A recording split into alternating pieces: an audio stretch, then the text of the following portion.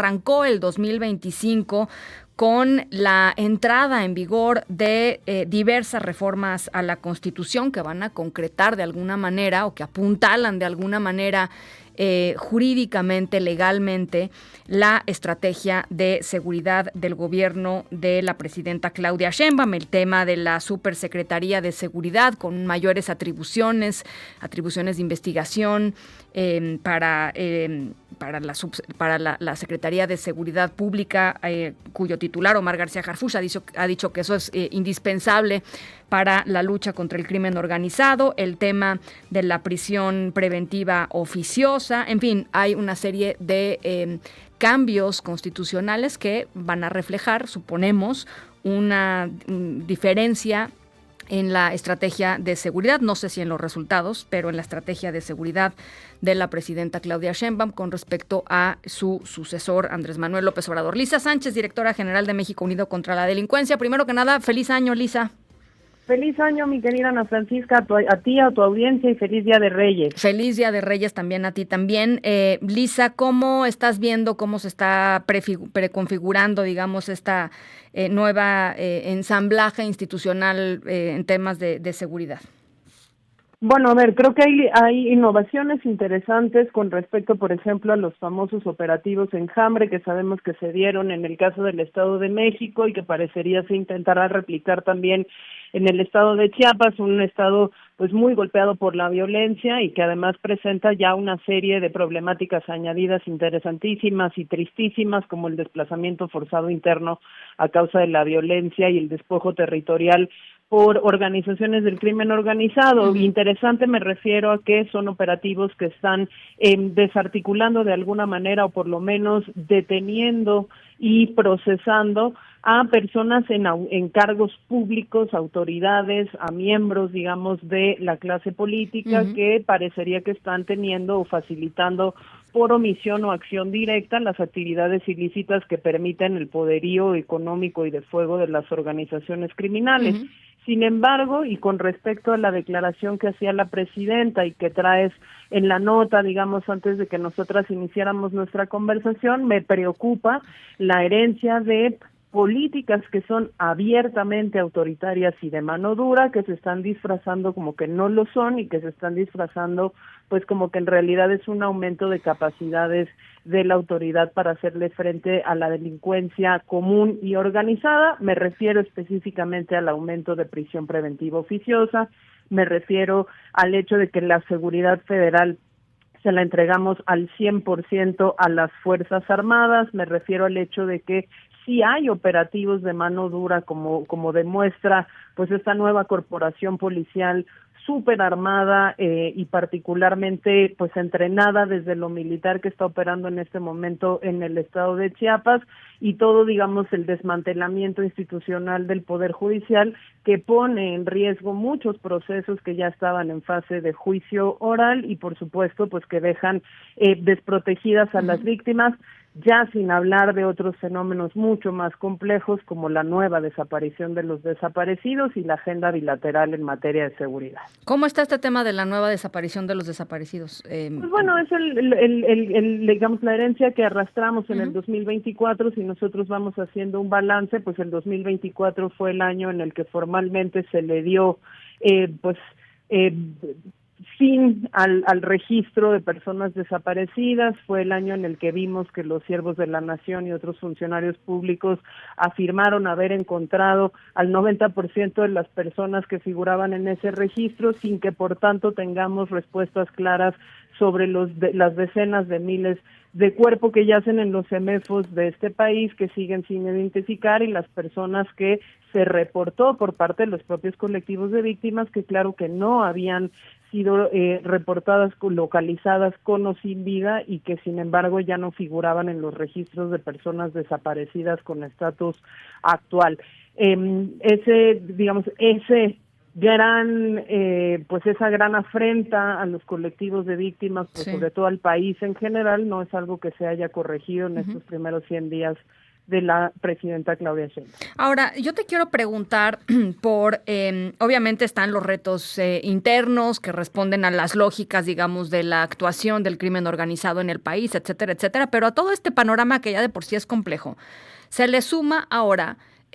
la llegada al poder en unos días más del presidente electo de los Estados Unidos, Donald Trump, que pretende cruzar, digamos, esta línea roja, declarando a los cárteles mexicanos como organizaciones terroristas. Yo te quisiera preguntar, Lisa, sobre las implicaciones que va a tener de suceder esta declaratoria, y aunque no suceda, pues la visión del presidente Trump, que es radicalmente distinta a la de su predecesor, todavía presidente Joe Biden, con respecto al tema de la seguridad en México. Sí, a ver, yo creo que lo más interesante, lo más importante y lo que debería preocuparnos más es la visión de la seguridad en general, más allá del calificativo o no de las organizaciones criminales en México como terroristas. Y me quiero explicar, digamos, ha habido mucho ruido mediático alrededor de si esta medida en realidad de forma automática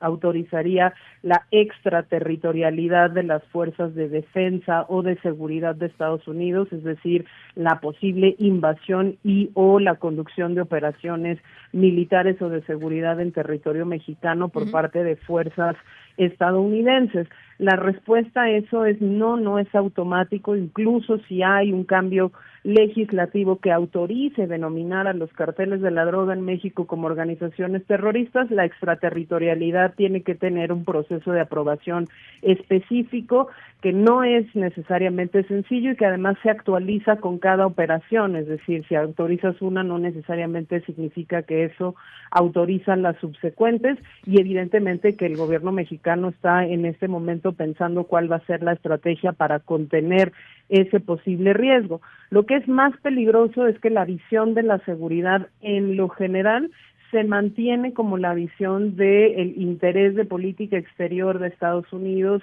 y que pues lo que hace es equiparar, por ejemplo, con inseguridad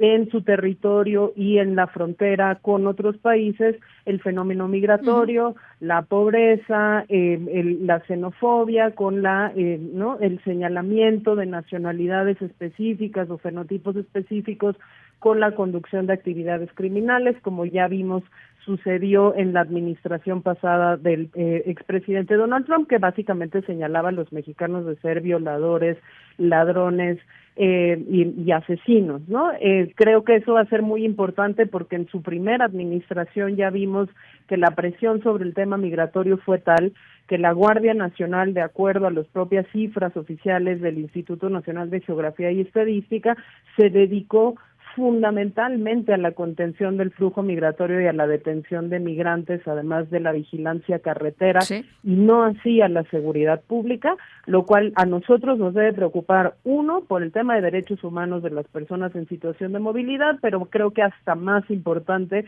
porque fue la Corporación Federal que no hizo investigación y persecución del delito, ese que nos afecta a todos nosotros y que puede ser delito común o puede ser delincuencia organizada, y por el otro lado, porque coincidentemente con esa política de control migratorio, pues hay un deterioro muy fuerte de la situación de seguridad en Chiapas, ¿no? Que trae unos indicadores terribles con respecto pues a los años anteriores y sobre todo a los sexenios anteriores, y que en este momento pues se enfrenta a retos importantes de seguridad junto con otros estados, por ejemplo, como Tabasco. Será un año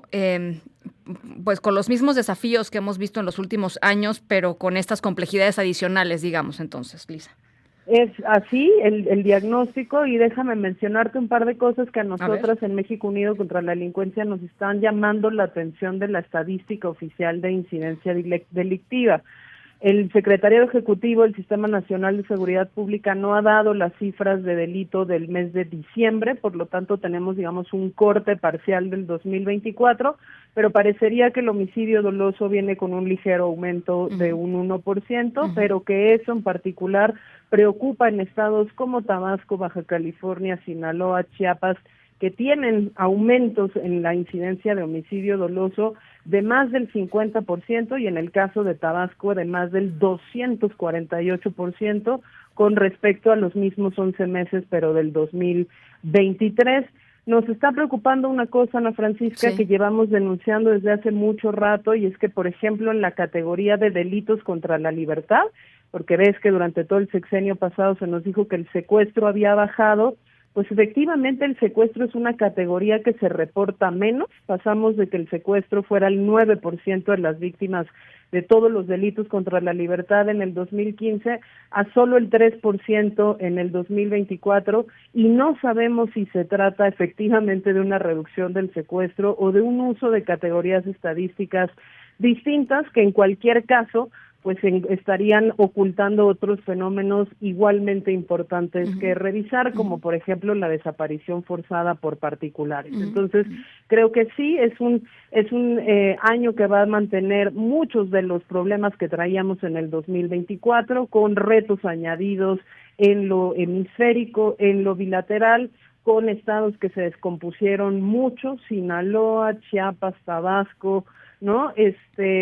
Nayarit ahí trae unos focos interesantes, Tlaxcala trae unos focos también muy interesantes en materia de extorsión y delitos contra la libertad sexual, con los añadidos de que sí estamos viendo pues cada vez más que hay muchas preguntas detrás de la estadística que no nos estamos haciendo, y muchos zooms en lo particular en el territorio y en los estados que también tendríamos que estar haciendo para tener una estrategia de seguridad que lo mismo vaya por el delito común que por la delincuencia organizada. Lisa Sánchez, te mando un abrazo. Muchas gracias siempre por tu tiempo.